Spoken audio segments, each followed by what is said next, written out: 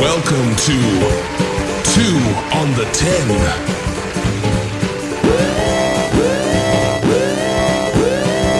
Back again, episode 8. What's up? Sir, what's going on? Yeah. I'm Paul. This is Mitch. Greedy Nick. Greedy. 2 on the 10 podcast. Yes.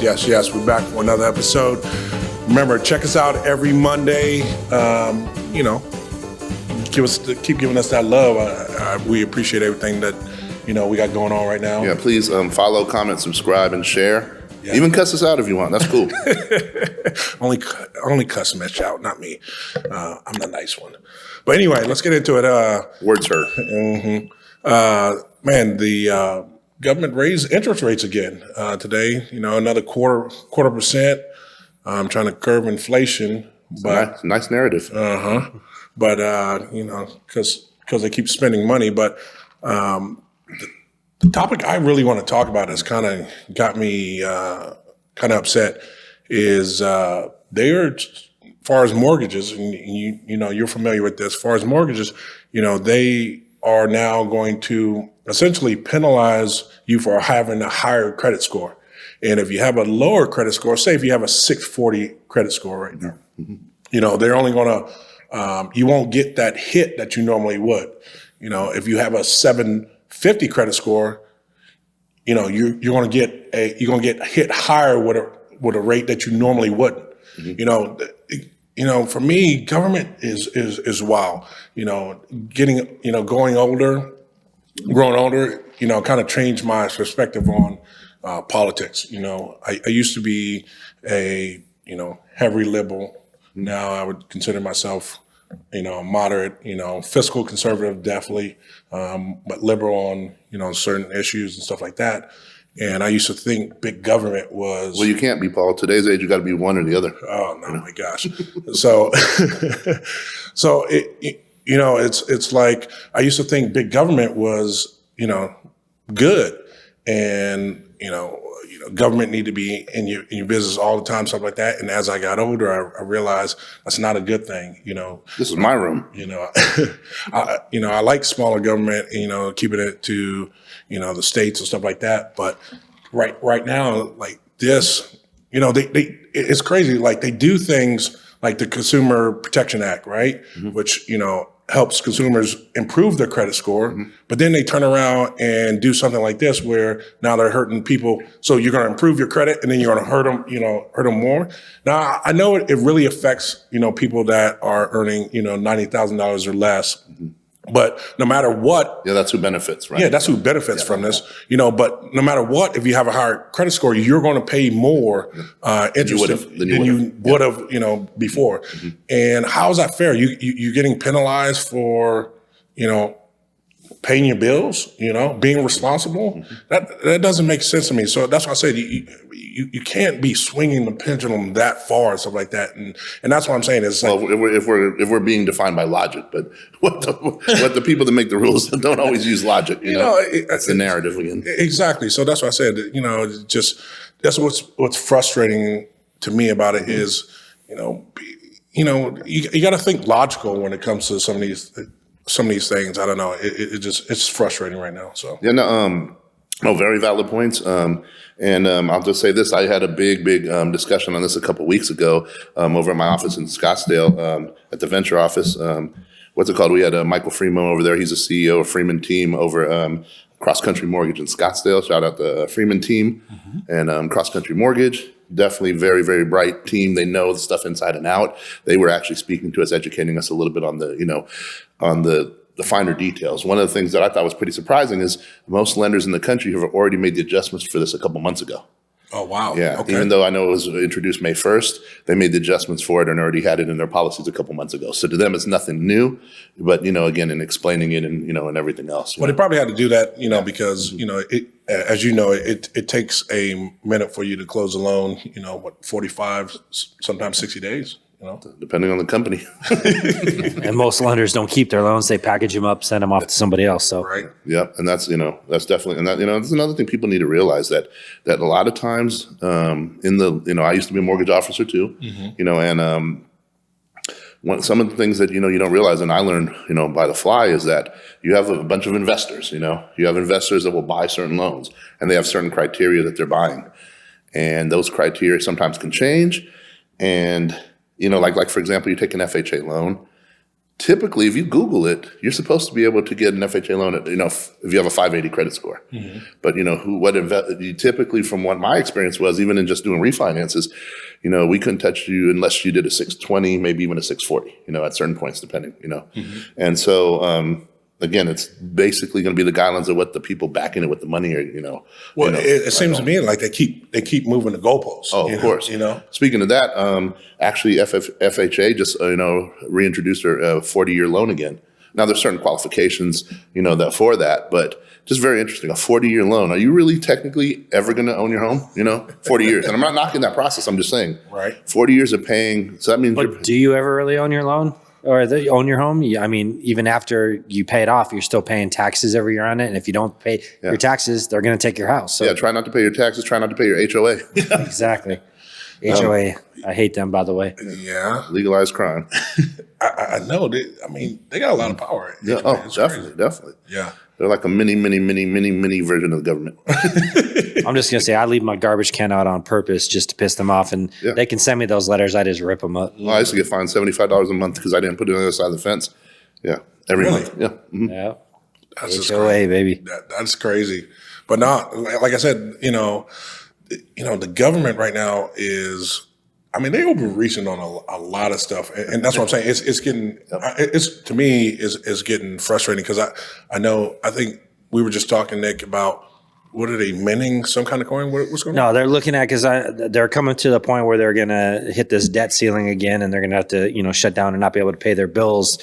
They're talking as early as June 1st, and you got the right and the left. They're arguing they don't want to come to an agreement. They always want to wait till last minute. But one thing the administration is looking at doing is minting $1 trillion platinum coin. Oh, wow! To basically give them an additional $1 trillion to work with, and just basically kick the can further down the line. But it's pretty crazy that, this is something that which I've never heard of before. Now, all of a sudden they're like, oh, well, we can mint $1 trillion platinum coin. And now we have an additional $1 trillion. So this is one coin. One coin worth $1 trillion. We're not talking about multiple coins. We're talking about one coin. One platinum coin. And they said it would be the size of a regular coin, but they're just. Are they going to flip it at the Super Bowl? They might. So this coin is going to be worth how much again? $1 trillion. Wow. It is just making up stuff as we go. Is it true that the president of Ukraine is a coin collector? I think he's getting the first coin. I think he's got a few of them. Yeah. A couple of them are going in Hunter Biden's piggy bank too, I hear. Oh, wow. And to fund the president's dance videos. They didn't quite make it in the 90s. Y'all are So, no, but it's crazy what this what the government does and how much money they spend and where it's going. That's what I want to know. Mm-hmm. So when does Social Security run out? Who knows? Well, Father Time, tell us when it's going to happen. Well, I know they've been taking from me since I was 16, so I just don't know if it's ever going to run out because what was that, 1952? all the people in power are old, so they want to collect their money. Yeah. They always collect money, man. Speaking of collecting money, I should have collected some money the other day. Oh, yeah, that was, man, I was rooting for you last night. That was crazy. You guys got to hear this. Oh, man. So I have a 16, not a 16, but a 16 parlay going into last night. All I need Steph Curry to score 30, which should have been automatic. Yeah, automatic. Right. And it seemed like they had his family in the basement for the first half of the game. Even, midway through the third quarter. Yeah, the third quarter, what do you have, 16 points? After the third? Yeah, after the third. He had 16 points after the third, and then all of a sudden he caught fire. Yep. It was like he knew, okay, I got to get to 27, at least. And then stop. It was the weirdest thing I've ever seen. Like Steph he was being real passive. When he had open looks, he'd drive to the basket. 3 times in a row, got blocked. 2 of the 3 got fouled, probably in the third didn't get the call, Yes. And on the ground all 3 times. Yeah. And it was so frustrating. But through this whole, and we talk about this all the time, is since they have legalized sports betting in different states other than Nevada and Atlantic City, we started to see some funny things in sports go on. You know, A lot more. yeah, I mean, who yelled out? I forget. It was Trey Young who yelled out, "I don't want, fuck your parlay." You know what I'm saying? So they obviously know. Well, they're aware. They're aware of what's going. They're aware of what's going on. And I mean, I'm sure they also hear it from the fans all the time too. When they don't hit that, they didn't get their 8 assists, so they're getting pissed. But how much was your parlay for? yeah, how much did you wager, and how much would you have won on that 6-leg parlay? So I wagered. Believe it or not, I wagered $10. Yep. And would have won 13,000. Yeah. Oh. And let's just fully put more detail into this. So Steph only had 16 in the third. He starts balling out a little bit in the fourth, and I'm texting you back and forth in this game. I'm pulling for you. I go, the Warriors are down. Steph's going to be gunning. Yep. And he did for a little bit, and then he started doing that bullshit we just talked about. Yeah. Going to the paint, but against bigger people, getting blocked. And then what kills me is you knew he had about 3 3-point attempts left in him with 3 minutes left, and he either took one, but the crazy part about it is he didn't shoot again. Yep. And Jordan Poole took 2, and even Draymond took 1. Yeah. You got. It was like he knew. Yeah, he knew. I'm like, he would drive to the lane. Normally, he would just drive, pull up, shoot. He was driving, dishing out, and I was like, "You gotta be." Well, kidding. let's put it this way: who were the 2 biggest guys in that game? The 2 biggest players?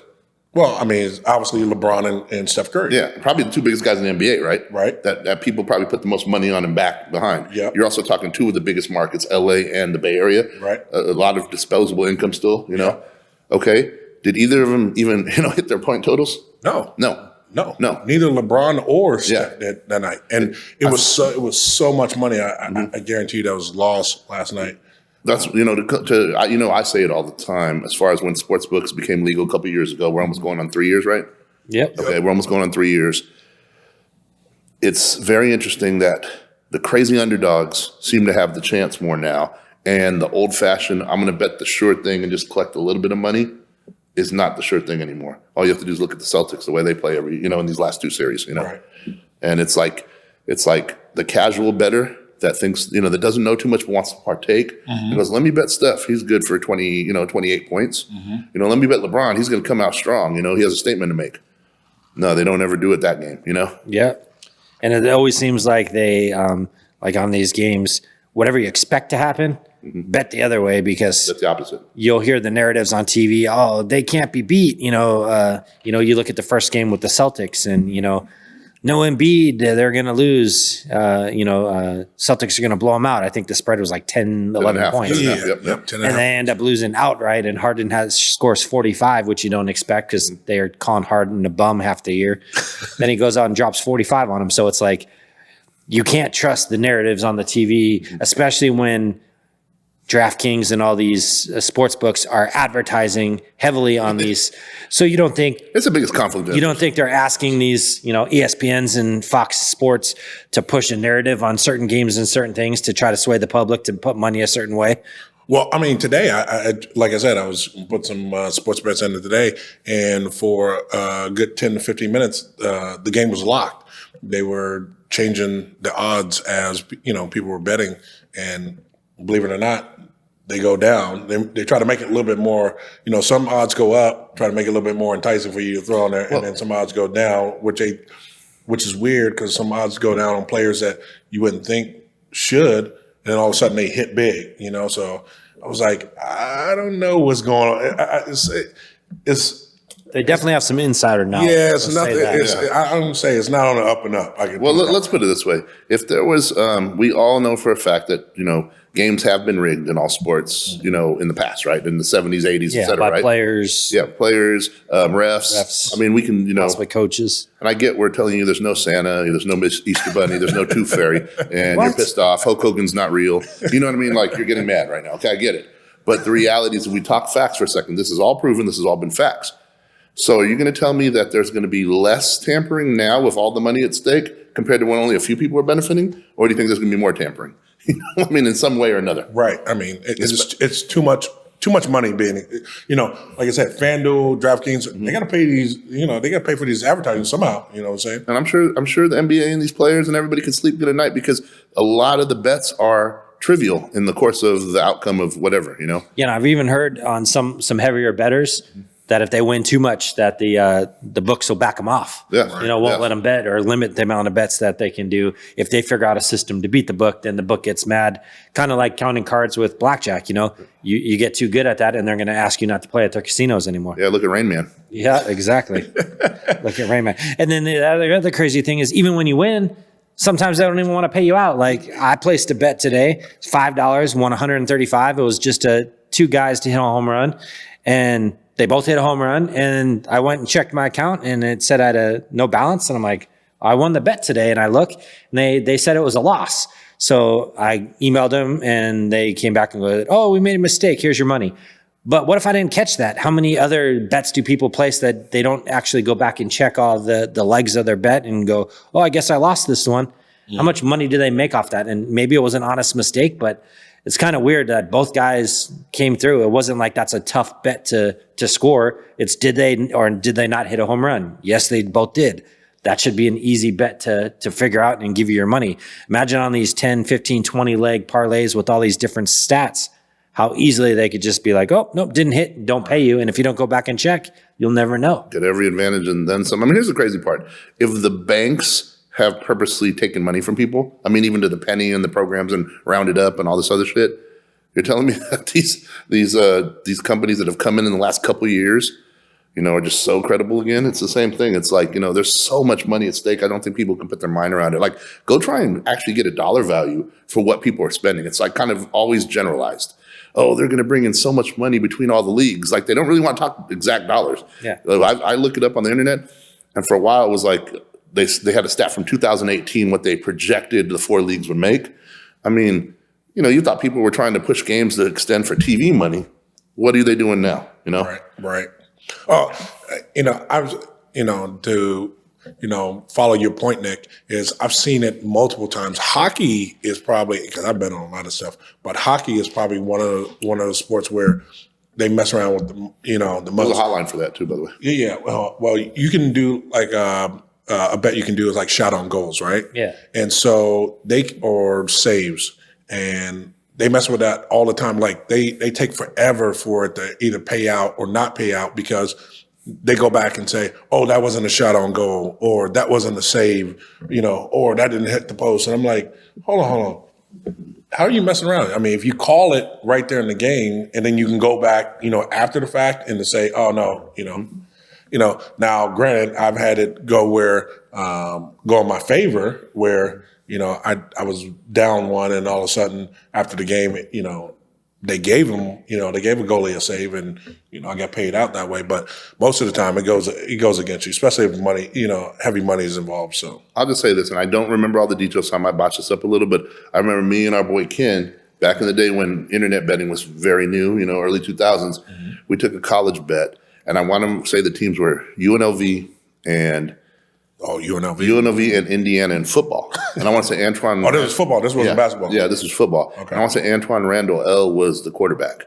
And I'm like sitting there going, I think they were going to crush UNLV. And I might be screwing this up a little bit because it's been a while, but I just remember recognizing Randall L, knowing he scrambled, knowing he was live. And hold on, is this the light game? Is when they okay? So the story. Yeah. So we made this bet. Never done betting services online or anything else, right? And so we made the bet, and I want to say, Randall L's team's up 62-0 at the first half. I mean, and it was like a 13-point bet or something, like spread or something like that. I just know me and Ken were already cashing that in. It's like 77-0 or 77-14 or whatever. And then like with 2 minutes left in the game, I guess the power went out in the stadium. Oh, wow. In Vegas. They were playing in Vegas. Yeah, we were playing in Vegas, and the power went out. The power went out in the stadium. Imagine that. And so the rules on that, because we were like, where's our money at? So we're bitching. We finally get to customer support and everything else. Oh, well, when the rules, I don't know if you know the rules, but when the power goes out, then, all bets are returned. Oh, wow. That is insane. Truly happened, so. How hard were they going to get hit that night? Oh, exactly. They, it's funny. So, protect, they got to. I mean, even look at the Super Bowl a couple years ago when the lights went out, and then the whole that changed the game. Vibe of the game. Ravens-Niners. You don't think that if there's enough money involved, they can't convince someone to flip a power switch or pull out a fuse? Yeah, because the Niners were going to run the Ravens out the building that night, and until that whole change. They reset it. You get cold. You got to, catch back up. No, definitely. And that game just changed momentum. Yep, switched over. And it's interesting because, I don't know. There's so many different tricks. There's so many different things, so many different narratives. And now that, again, I always point out that ABC and Disney own ESPN, and so it's very interesting now that, you get the embrace debate. You get people that just talk with no responsibility. And they say sensational things. And I know Jim Rome used to do it in the 90s, but now everybody does it, and nobody's accountable. And it's just interesting because they can back up whatever they want now, like it's fact, and talk about it's fact and then go on to the next subject. And we have the attention span, especially nowadays, of nil. It's like either you like the guy or you don't, but you don't even know why. You don't even know his last take. And that always just kind of pisses me off because they kind of protect these narratives. They kind of quote, kind of persuade you into trusting this or going against this, and then they explain it like it's so natural. Like one of the tricks I always see is. And I see it in that, and I see it in politics. It's if the refs come out. Remember when they used to not even speak like they made a mistake in the 90s and the early 2000s? Well, they not take accountability. They don't even talk about messing up. And now all of a sudden it's like, that was the wrong call. Like, for example, the Saints, the Saints game against what was it? Was it Saints Rams? Or was I think it was the Rams. Yeah, it was the Saints Rams or whatever.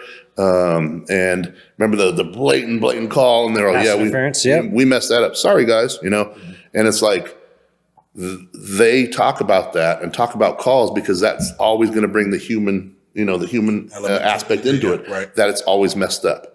Just like politics, they'll always talk about the human element. And that person, and that's the reason they do this, and that's why this, and it's like, and it just basically goes, we'll do it again and again and again, and we'll give you a reason for it. Well, it's as you look at baseball. I mean, they could easily make a digital strike zone with all the camera technology and get every pitch accurately and have an accurate strike zone every time.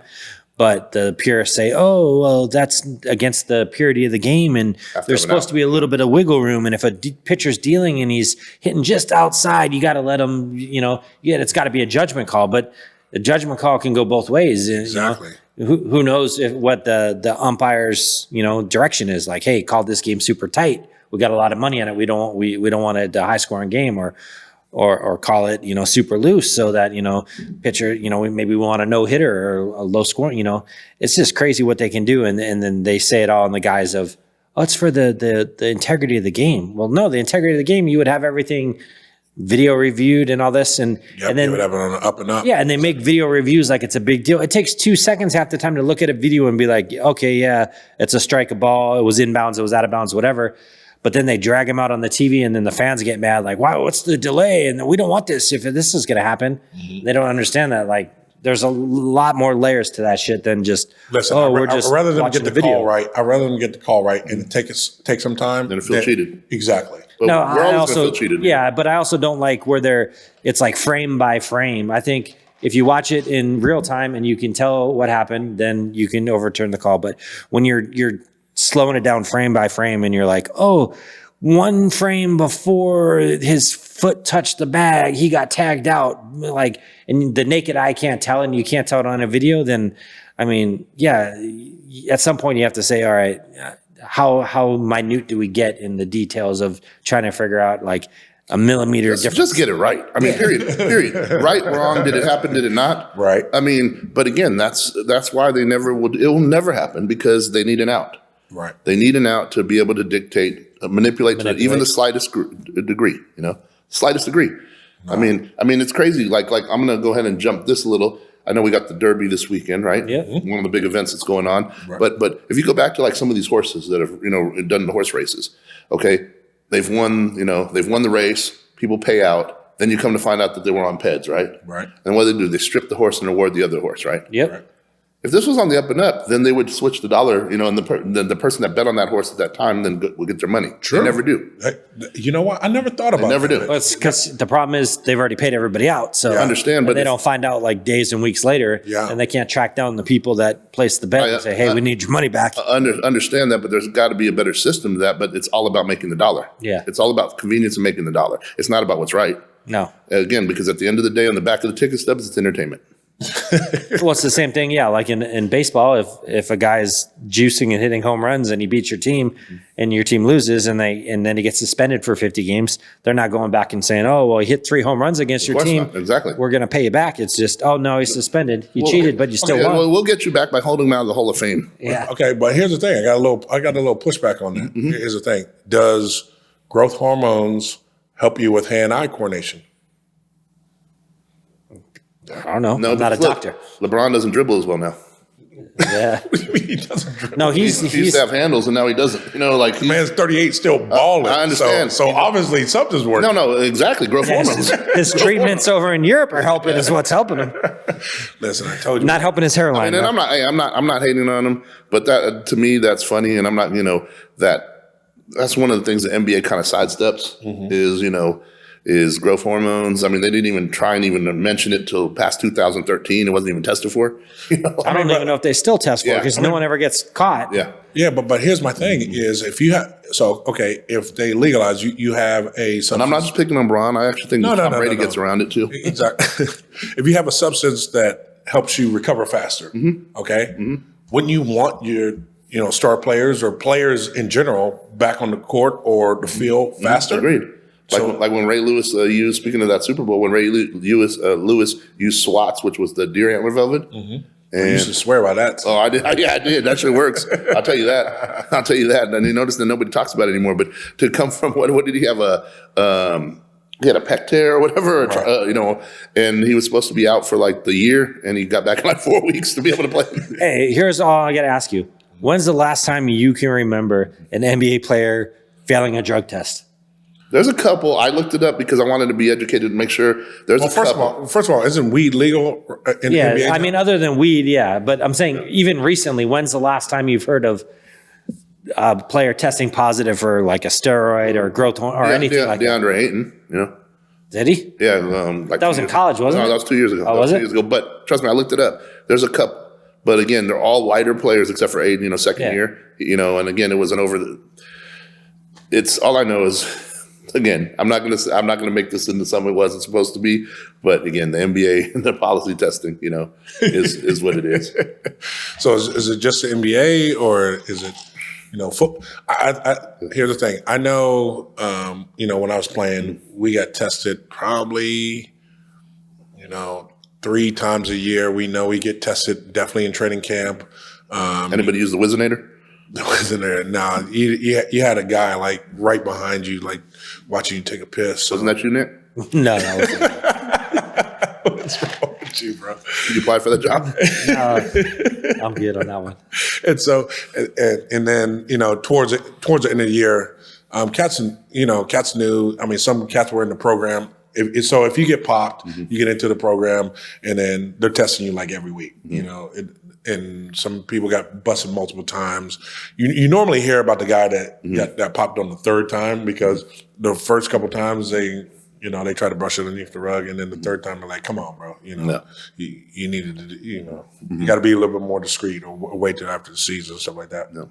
But I love how the NBA, said, "Listen, I'd probably say 60 to 70% of their players, smoke weed," and said, "Okay, we can't have all these cats out. We can't. I mean, you're a superstar. I mean, Kevin Durant has openly says he smokes weed." Oh yeah, well, I mean, TMZ found him with the medicinal out of his pocket. So they can't have a big superstar, out for 40 games and stuff like that. So NBA was smart. And they were like, "Hey, look, these cats, going to smoke, but they still ball on the court, and it's not performing enhancing, so why not make it illegal?" So no, definitely. I think NFL should do the same thing.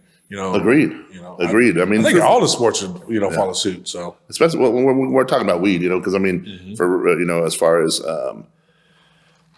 recuperation, for being able to deal with pains and injuries, stuff like that, it's definitely better than the Vicodins and the shots and everything. Yeah. Oh man, I mean, you guys know, I still partially do, own a dispensary, and so we're gonna have to talk about it in depth one day because I got to give you your flowers on that because I know they always give like they always talk about athletes and doing the marijuana stuff. Like I always hear about what's his name, the guy for the Pacers. I can't even think of his name right now. You talking about Harrington? Yeah. I was here about Al Harrington. I was here Yep. about Al Harrington. I was here about a couple other people, that they were like, oh, they're the first athletes to do this. I remember, when did you get your dispensary? I know we were talking about it for a while. Oh man. So it became legal in 03. I got it in 05. I sold it 5 years ago and something like that. So and quietly is kept. There's a lot of athletes that are in the marijuana industry, but they are silent investors. Yeah.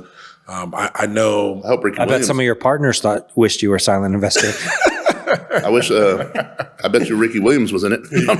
A lot of people, like I said, marijuana it's no longer the war on marijuana, and people understand the medical benefits to it, and they start doing research and stuff like that, which is great, and it helps out. And I've seen so many stories. I've seen so many patients that have just benefited from quote unquote the drug, but like I said, it comes from Or the earth. medicine. That's what we call it. That's the medicine. term, right? Yeah, exactly. I mean, essentially, that's what it is. It definitely.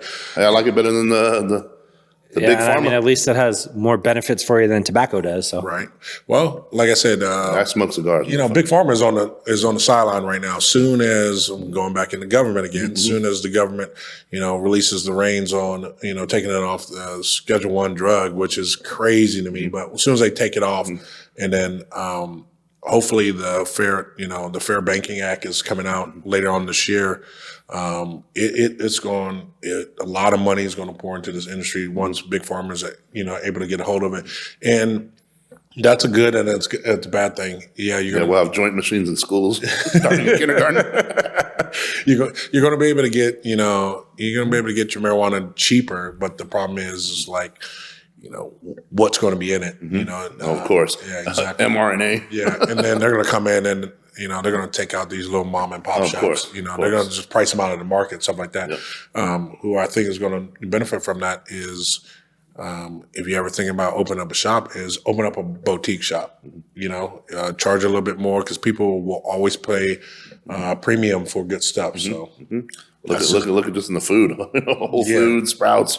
Speaking of food, Cinco de Mayo is coming up this weekend. I'm gonna be eating a lot of food, but Oh no, I'm glad we. Cinco de Drinko. And before we get on the Cinco, real quick, I'm glad we touched on it for a little bit. We definitely on another show have to talk about that. About that. Yeah. Got a few shows, but I want to dedicate some. But I wanted to make sure we touched on that for a second. 'Cause that's a definitely very interesting. oh man, like I story. said, very interesting. I mean, The listeners I need to check definitely, tell my story. I'd love to bring some people that it's touched and stuff like that. So I like to touch some product though. On the next episode. Yeah, I know we be smoking on the show, but you never know. But no, just going on, Cinco this weekend. I'm looking forward to it. We call it, Cinco de Mayo. We call it Cinco de Drinko. But people don't understand that was Mexicans. We're celebrating Mexicans' way of telling the French Empire, "Fuck around and find out." They hit the horn, Nick. So, I will definitely be, holding some tequilas definitely up for Mexico, getting into that French man's ass. But what you gonna be doing for Cinco de Mayo? I'm still figuring it out. A lot of times I always, you do with the, don't get me wrong, Cinco de Mayo is one of my favorites. But, when you look at the calendar, the drinking calendar, right? You have Cinco de Mayo. Yeah. You have St. Patty's Day. You have Friday, Saturday, Sunday. Every day that ends in Y. And then, of course you have your New Year's Eve and stuff like that. And it's like, sometimes I'm in the mood to just be out in the mix and with the crowds. And sometimes I like to just, kind of chill, vibe, and relax. Right. Definitely going to get my Mexican food on, of course. Definitely going to sip some nice tequila. Okay. And definitely going to be doing something. Just don't know to what level. I know we talked about it beforehand where you said you were going. I might have to pop out there at least one of the days. Yeah. If you guys are wondering, go down to downtown Chandler. Recreo is a new spot I found in downtown Chandler. Our buddy spot, Wally. Get your taco, Get your bitch. tacos. He's gonna have, he's gonna have a big Block celebration. party, yeah. Yeah, big block party down there. That's gonna be dope. So I'm gonna take an Uber down there. Drink responsibly. Yep. I'm gonna take an Uber down there, and yeah, I'm gonna probably be having some Bloody Marys on Saturday because I'm gonna be hurting. Is that a Mexican drink? No, it's just what my hangover. Put tequila in it, maybe. It's Bloody Maria, right? Bloody Maria, Bloody Manuel. Grady, what you gonna do on Cinco? Probably have some drinks. No tequila though. I'm not a tequila drinker. We gotta get you on. I think tequila. I've had some bad experiences in tequila. There's a chemical in tequila that turns me into an asshole, so I don't drink it. I'm normally a very nice guy, contrary to popular belief, but I'll stick with the Mexican beers. I love me some Modelo. I'll drink some Dos Equis, some Coronas. Modelo, are you Especial or are you Negro? Actually, I like both of them. I was originally a Especial mostly, but tried the Negro, and I think they're both amazing beers. I really like them. But I like all Mexican beers, man. I haven't found a Mexican beer that I'm like, I'm not really a fan of it. All Mexican beers matter. Yes. You know what? I agree because my one time I just went through. I think it was during COVID. I just went through a straight Mexican beer like stretch. So I discovered Soul. Well, I discovered Soul when I went down to Puerto Penasco, but Yeah. It's another great one. yeah, Jalisco. Jalisco. Jalisco is my joint. Pacifico definitely if you want come back to that. But I like all the kind of the light Mexican beers. That's my thing. If I'm gonna drink beer, I'm a light beer drinker. Like a Corona Premier, Corona Light. Type of cat.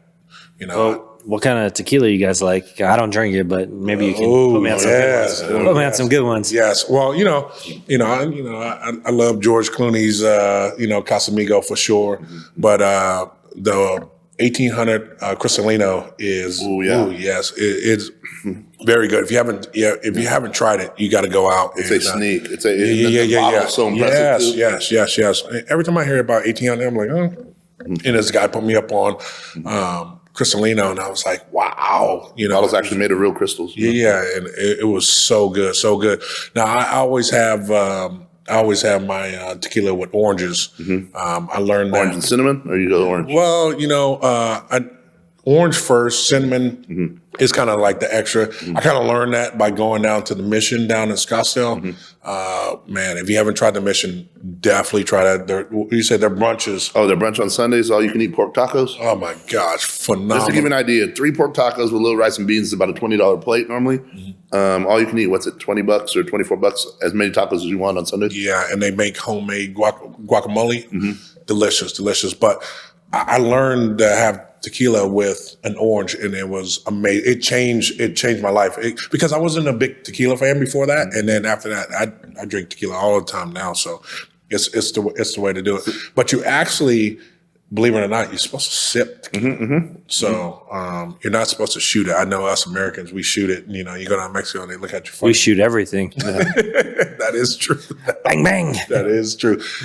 Mitchell, what you drinking on? I'm gonna probably, a couple shots of tequila, probably, anything from, Casamigos chilled to, because they don't usually have, the one thing about it, unless you're going to sip at your house or bring it over or whatever, you're not going to have Cristalino most of the bars and stuff, or even like I like another sleeper tequila, Trace Generations. Okay. Oh, Trace Generations. Yeah, you know what? Generations, You know old what? school too. Yeah, it's definitely old school. I remember you turned me on to that when we used to go back to RTOs all the time. Yeah, Trace Generations. That's a really smooth. One of the cooks in the kitchen laced me on it because I used to have to pour it in like my margaritas back in the day when I was a bartender at a Mexican bar, and never really tried it. Wasn't a tequila guy. In fact, I got turned off to tequila because I think like many people probably starts with you probably drank too much Cuervo, right?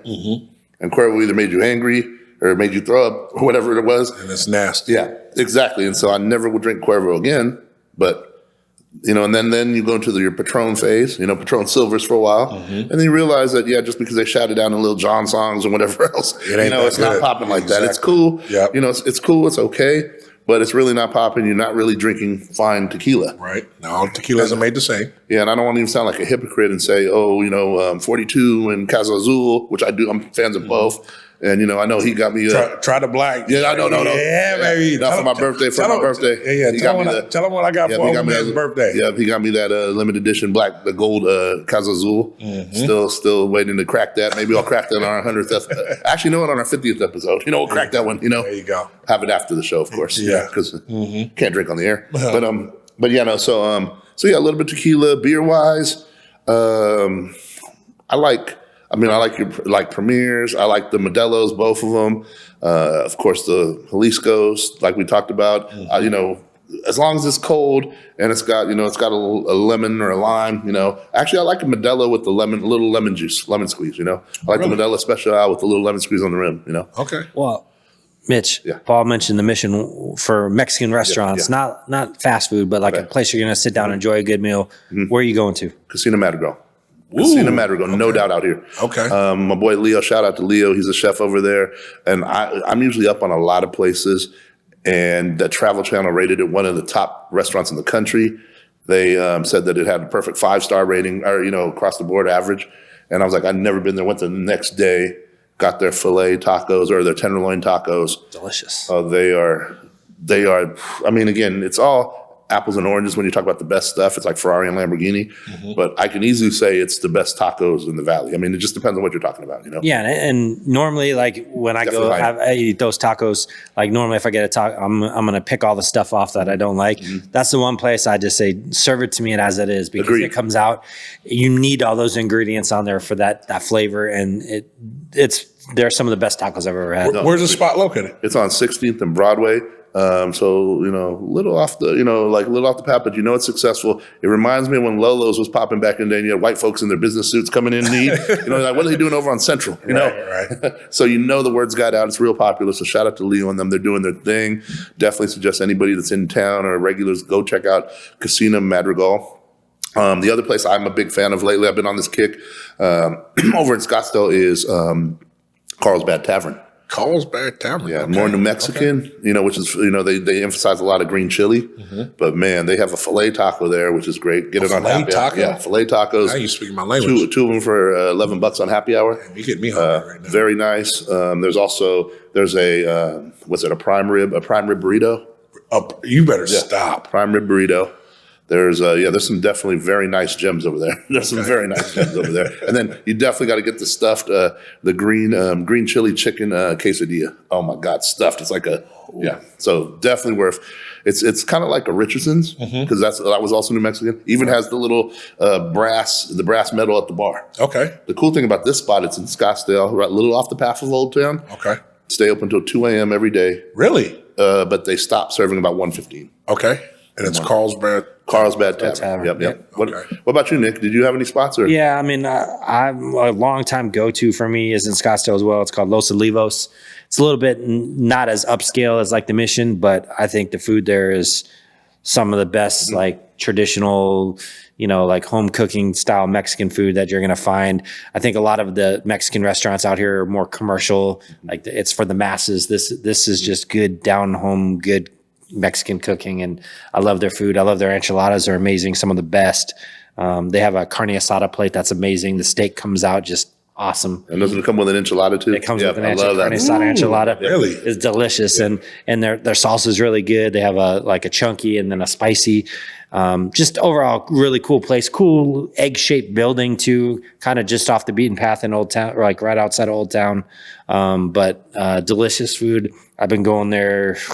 Got at least 20 years almost. Really? Where's this place located? It's right off of downtown. It's kind of right next to the Scottsdale Center for the Arts. Okay. In a little egg-shaped building. Right by the parking garage, right? Yeah, there's a parking garage right there. It's right across the street from the Giants spring training facility down that road right there. Gotcha. I'm definitely going to check that out. My favorite. You turned me on to my favorite Mexican, which I feel like. So I used to date a Hispanic girl back in the day, and I took her in there, and she said this is something. She felt like she was at home. It's the most authentic place, and like I said, it's nothing fancy and something, but Taco Man. Oh yeah, I mean, don't get me wrong, Taco Bron is amazing. That's right up there on my list too. All of them are. It's I mean, we got two locations. One was at 42nd, 43rd and Thomas, 43rd and Thomas, 59th and Camelback. Yeah, exactly. Man, what I'm talking about, the burritos, the quesadillas, everything. It's just the tacos are just off the charts, and the meat. The best carne asada flavor wise. Oh man! And it's funny is they cook up so much meat. You like you go in there and you look because you can see them cooking in the back, Like piles and piles and piles on the grill. On the grill, and it's power high, and it comes out. And the crazy thing is they go through all of it. Yeah, it's just one of them things. It's like. You know it's a spot when it's packed, and I went in there. I was the only black dude in there, and that's why I was like, I'm in the right spot. Definitely. It's Love that spot too. Yeah, I mean, we're all big fans of Taco Bell. Taco Bell's, like I said, it's my favorite. If you guys haven't tried it, make sure you go out there. I promise you. Then you won't be disappointed. Now, just to clarify, it is more of a like counter service. It's not a really sit down restaurant. Yeah. Don't go out there all dressed up. Dressed up looking like, might get robbed. But the food is amazing. Just go in there. And not from the people at Taco Bell, but the neighborhood in the area. Yeah. You just shout out to Marysville. Just go in there with jeans and a t-shirt. So it's not one of them high end fancy places, but the food is. Tremendously good, definitely looking forward to that. Hey, we got the Derby coming up this weekend too. Yep. We touched on it a little bit, talking about sports betting. I'm definitely looking forward to it. Nick, I know you are for sure. I'm a big. So I grew up. We had Turf Nick Paradise. love horses. We had Turf Paradise out here. So back before we had casinos and stuff out here. When I turned 18, you used to be able to go to the Turf Paradise and bet on the horses. So I got hooked early. I've always watched, especially the Triple Crown races. And it's just, I think it's interesting, watching horse racing and trying to pick winners. Picked a couple winners over the past couple years.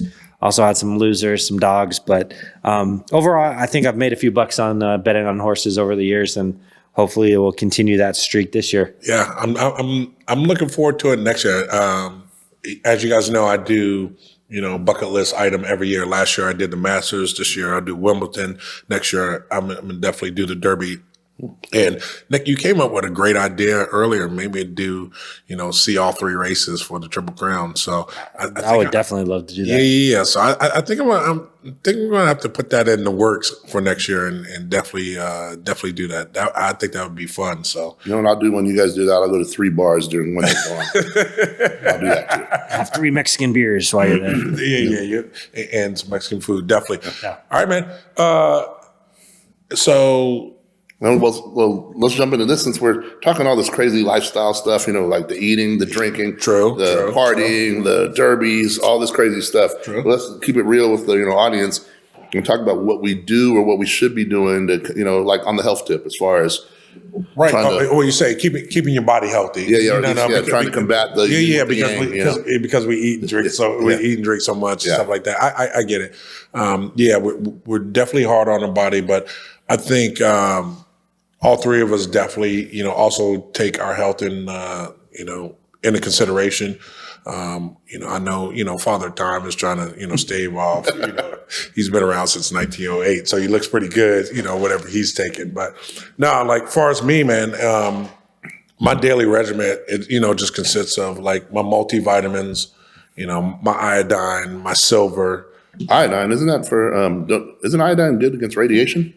Stop it. You're not going to get me. You're not going to get me go down that route. 5 jizzle. Yes, I did start taking it before COVID, just in case. That's why I take it, just in case. I do take also my, vitamin D too. Just because we live in Arizona does not mean we get enough sun. I definitely need to. I keep up on those levels, and you guys have turned me on to some stuff that I need to research, like the black powdered seeds and stuff like that. You mentioned the deer velvet earlier. Those are some things that you used to be on, and a couple things like I said, as we get older, we definitely got to be able to take care of our bodies. So no, definitely. Nick, you want to go? Yeah, I was just gonna say. There's a lot of stuff, information and misinformation about natural ways to heal your body and natural remedies and naturopathic doctors even. I know a lot of times people look at that and they go, oh no, I'm just going to go and get my blood pressure medication and my cholesterol medication and my, whatever else I need for this and that. And they don't look at, they're just looking at supporting their problem and not actually finding a cure for their problem. Because, big pharma likes to find ways for you to live with an issue. They don't find ways for you to get rid of that issue. So my sister, shout out to Amy Burton, she worked for a naturopathic doctor for a while, and she got me turned on to a lot of things, natural remedies, even I'll say essential oils. Wow. Different things that you can do and different things that you can take that are natural to treat your body and heal yourself. So I always look at a lot of things, and I know Mitch is this way as well. And I'm sure Mitch is going to touch on a couple things that he takes. But besides, I take the, vitamin D and the zinc. Problem with a lot of the vitamins is the ones over the counter, you're not going to really get the quality out of them. So it's more about eating the fruits and vegetables that contain a lot of that stuff. Or making sure you vitamin have C and or have avocados with them because they're fat soluble. Yeah. So you want to break it down and absorb that. Yeah. So there's a lot to it, but I'll tell anybody that's, maybe struggling health wise, look into some natural ways to heal that. There's a lot of things out there, and it's not always about, let me just get on a bunch of medication, try to find other ways that your body is amazing in that way that if you treat it right, it can heal itself. And I think that's been shown throughout time, by many different things that, people may call miracles or whatever, but the body will find a way to heal itself if you treat the body right. There you go. No, definitely. And then just to, touch on a couple of the, my favorites, definitely I'm a big sea moss person. Okay. I know Dr. CB talked about, sea moss a while back. And sea moss, definitely, I got turned on to sea moss right at the start of COVID when one of my good friends went through COVID, and his family, like he said, it was really bad for him. And he was, had a bunch of mucus buildup and, almost suffocating on it type stuff. And he was, he said that sea moss was breaking, helps break down the mucus and stuff, and, helps, kind of your respiratory. It also does, there's a lot of other benefits. I don't want to make all the claims, but you can definitely worth looking it up. But big sea moss backer, as far as regulating blood pressure, as far as, elevating moods. Definitely, as far as definitely respiratory, though. And then there's a ton of minerals in that too. Yeah. That are good 91 for your body. And 91 vitamins and minerals that your body needs. You want to make sure, though, if you do your sea moss, that it's organic, and that obviously that's not, because there's places that they're doing the GMO stuff too. So you got to be careful. Interesting. So you definitely want to make sure you're getting. And you also don't want to get like just a white label or reed labeled product either. That's just sold to the masses. You want to kind of find the brand. Like how I looked at mine, as I read a lot of reviews, try to sort the real from the fake as far as on different places, whether it was on eBay, on Amazon, and on other sites, to see what was scripted, what wasn't. Like 80% of the reviews I'm going to chalk up as being fake or already being a plant. But, verified buyers, let's see what they actually say. Let's see if there's, any patterns where it doesn't look like it was written by a bot, stuff like that, just to at least start. So I found a couple of different good products. Sea moss is definitely one. I swear by it. So that I'm a big fan of that. And it definitely helps me in my lifestyle. I don't know if you guys, you go out drinking, you go out eating, red meat or whatever over the weekend with steaks and stuff like that. Then, let's say you hit the bars, you kind of overdo it with the shots. Then you follow up the next night with some more drinks and shots, and you're also smoking a cigar or two. Now, by the time Monday hits, it almost feels like you got like almost like pneumonia, Yeah, cold. And cough. or you got at least phlegm. You're always clearing your throat because the mucus is starting to build up. Right. Your body's not breaking all that stuff down. So that's the type of things. I'm not saying to take sea moss to go do that, but if you do that, be conscious of it, and maybe start trying to combat that. Gotcha. And so that's sea moss. Another one that I'm a big fan of is pink Himalayan sea salt with water. Yeah, you told me about that tonight. Yeah. I didn't realize I had that in my cabinet. I'm going to implement that. So I'm going to drop that gem. This one's real simple, real easy. You definitely want to take it in the morning on an empty stomach. Just you want to make sure you got the grinder, grind the salt, do like at least a tablespoon. So I think I got it down to like about 35, turns or whatever. Definitely I put hot water in it first, stir it. Reason being is because the hot water seems to dissolve it better. I've done it in the cold or cool water, And a lot of people argue you shouldn't be drinking cold water first thing in the morning, just to, look it up for yourself, or get the advice of your physician or whatever else. But, look it up, that cold water might not be the best thing, That's why you see a lot of like the Asian culture and European culture always having teas, even while they eat and stuff. So yeah, maybe warm or at least room temperature. But so what I'll do is I'll put the warm water in it first, stir it up, make it dissolve, because it doesn't dissolve as well in the cold water. And then, maybe top it off with the cold water to kind of balance it out. So it's like room temperature. Okay. And then that's supposed to be able to clean your system. It's supposed to be for gut health, also your pH levels, and it also regulates blood sugar level and increases even libido, so. There you go. All right, man. Well, let's get to it. Thought of the day. Yeah, I'll start with this one. We're talking about health and natural things you can do.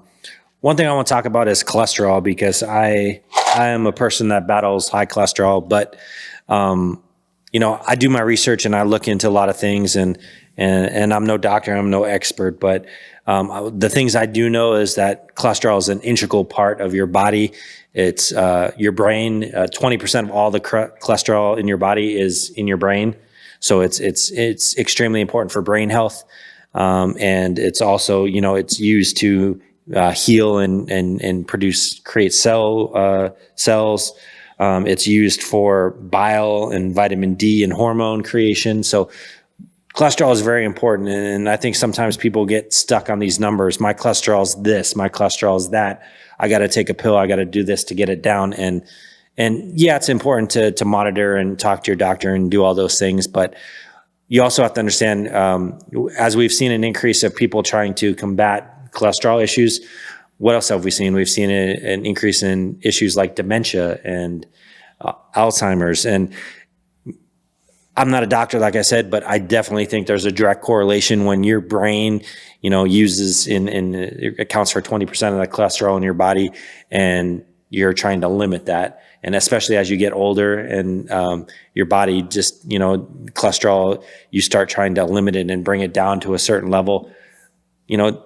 Look into it, do your research, but, I think that cholesterol, they try to make it out to be this big scary thing, and I don't think it's scary, and I think it's vital for the body and for regeneration, and for even like with burn victims, they try to give them a high volume of eggs every day to eat, because both the protein and the cholesterol are good for, again, the cell regeneration and the rebuilding back of the damaged parts, basically. So I was going to just jump in on that thought. I was going to mention eggs before you said that. Yeah. Because eggs kind of got a bad rap according to like some new studies, and it seems like they kind of almost, I don't want to say purposely, but my mind's always thinking they're trying, like as far as the positives that eggs do for us compared to too much cholesterol, only have 3 eggs a week. Remember that, whatever, from the 80s or whatever. But I've heard that eggs are a lot more beneficial. I mean, so look at The Rock's diet; he does eggs every single day. I want to say a ton. Per day. yeah. And so it's definitely just double check that on your own, and make your own decisions. As far as eggs, I know they get a bad rap though. Yep. What you got, Mitchell? I was going to talk about how I avoided an accident on my bike here. Like I really was, and I'll touch on that real quick. I was on my way here to, for the taping. Sometimes I'd take my bike. I have a Can-Am, and whip it around. And yesterday I avoided an accident. Always got to be aware or whatever. I'm going to cut that short because I want something funny real quick. Okay. But so yesterday I moved out of the lane. Lady crashes into the car in front of me on the freeway. Crazy. Watch your bikers out there, man. On the way here today, I'm like, I'm not even going to push yellow lights and run through them. I'm just going to chill. And then the third light getting on the way here, the light turns green. I'm ready to go. Lady just blows through the light and turns left. I swerve out the way. She misses me and hits the car next to me and the car after that. Mm-hmm. I called you right after. I was like, bro, on the way here, so all I was going to say real quick on this one, and I got one more, is people out there, be aware. Both sides. Be aware of what you're doing. I don't know. It seems like there's people who are in a trance almost. And, seriously, the last few people I've seen in the last couple of weeks, I'm like, just seems like they're in a trance. Yep. And that's gonna put a lot of lives in danger, not only theirs, but everybody else's. And let's be smart about it. Let's, let's look at life as, again, I always say chess instead of checkers. Mm-hmm. And, to maybe think a few steps ahead. I know I did, thankfully. Mm-hmm. And, otherwise, it's could be a different situation. But I want to end it on my thoughts. I saw this the other day. And There was an article, someone said to me, Warren Buffett eats McDonald's for breakfast, drinks 5 Cokes a day, and devours cookies and ice cream, right? Wow. So he has a couple quotes, and then I just thought it was funny considering we're talking health. This is the opposite, you know?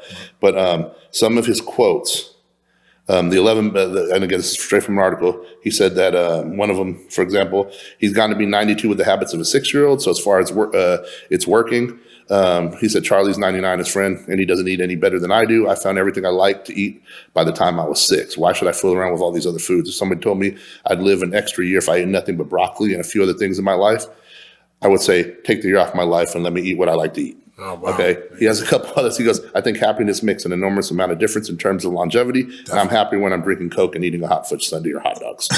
And let me just do one more real quick, because this is just I checked the actual tables, and the lowest death rate is among 6-year-olds. So I decided to eat like a 6-year-old. It's the safest course I can take. Huh. There's a bunch of funny ones. I just thought it's hilarious. That's from one of the wealthiest men in the world. Shout out Warren Buffett, and he's 92 years old, right? 92 years old. He's got something going on, like George Burns smoking cigars up until he died. He was in his 90s too. So they're doing something.